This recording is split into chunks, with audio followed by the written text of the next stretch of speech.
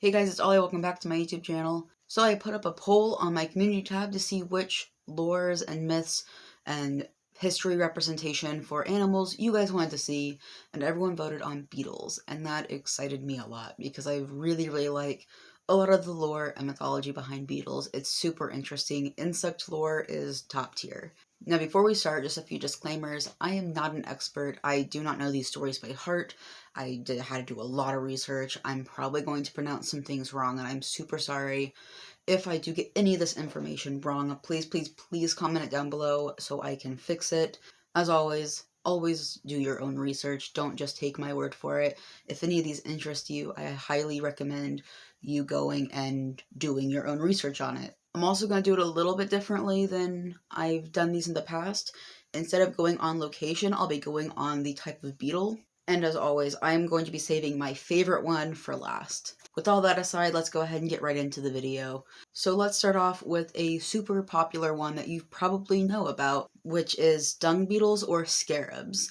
These guys are super important in Egyptian mythology, and I'm gonna tell you why. So dung beetles were super important for the ancient Egyptians and their belief system. They were super important for kind of the creation of the world.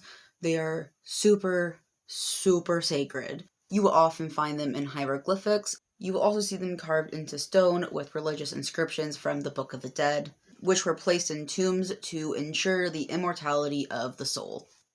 So the importance of scarab beetles go all the way back to the beginning in Egyptian mythology. I do have notes here so I can kind of refer to names and pronunciations. So Ra is the Egyptian sun god and the creator, and Khepri is the form that Ra takes whenever he is starting the morning again. So why is that important? Well, in a lot of Egyptian mythology, the gods have heads of animals, and Khepri has a scarab beetle for his head. So the creation story for ancient Egyptians is that Ra, again the sun god, mixed darkness and the primordial ocean to create the stars, the sun, and the earth. Similarly, dung beetles roll balls of clay, plant matter, and waste. So the beetles lay their eggs in this dung ball. The beetles also roll this dung ball along the ground, which represented kind of Ra moving the sun across the sky. Now, when the young hatched and emerged from the dung balls, the Egyptians saw that as the beetles creating life from nothing, which is pretty much how Ra / Khepri created everything. So it's obvious to see why dung beetles or scarabs were super important. I mean, they were on jewelry, they were carved everywhere. They are huge symbols of Egyptian mythology. Alright, so let's move right along to fireflies. If you didn't know, fireflies are a kind of beetle. Not all of them glow, but the ones that do glow obviously have a lot of mythology around them, because it's not every day that you see a glowing bug. So in China, they believe that fireflies came from burning grass. In Japan, there were legends of fireflies being the souls of the dead, or in other versions that they were the souls of fallen warriors. The one that I found pretty interesting was the Apache story of the fox and the firefly village. So the native tribe Apache had a story of a trickster fox going into a firefly village to try to steal their fire. In doing this, he catches his tail on fire with a piece of bark, and as he's escaping the village, gives that piece of bark to a hawk. The hawk then flies all these ambers over the world, which brought the fire to the Apache people. So mostly they're either souls of the dead or they're fire, which is pretty cool.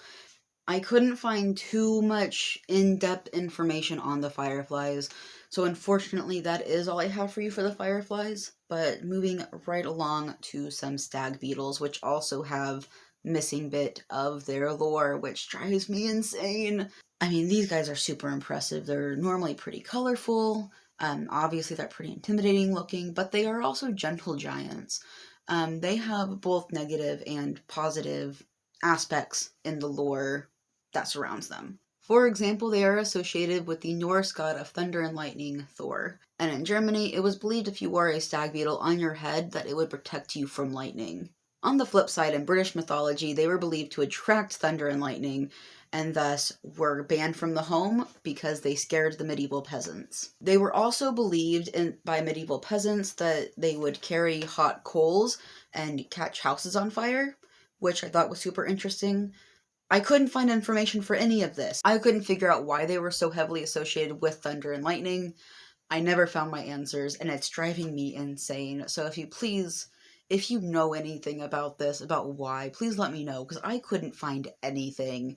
And the only answer I did find is that it just kind of lost to time, unfortunately, which really sucks. I want to know the reasons. Moving really quickly on to number 4 is the Devil's Coach Horse Beetle. Yep, that's its real name. So this beetle is a type of rove beetle, and looking at it, it's not hard to believe that it has a lot of negative association with it in mythology. Its long, matte black body, combined with the scorpion-like posture it takes when threatened, makes it a pretty big deal in especially Celtic mythology. According to Irish folklore, they killed whoever looked at them and ate sinners.